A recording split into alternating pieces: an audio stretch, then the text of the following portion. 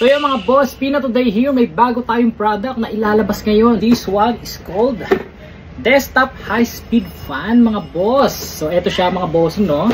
4 na kulay ito mga bossing, pero bago yon, inside the box meron siyang Type-C cable, manual, then syempre yung item, boss. So ito siya mga boss, no? 5 kulay lang to, meron pang isang nawawala, pero ito yung unang lalabas sa market ngayon. This one is the color gray na meron magenta sa side, okay, sa likuran, ayan. So this one is the pink color, ayan. So as you can see mga bossing, meron siyang RGB light and then yung display. Okay. So malakas na din siya mga idol, no?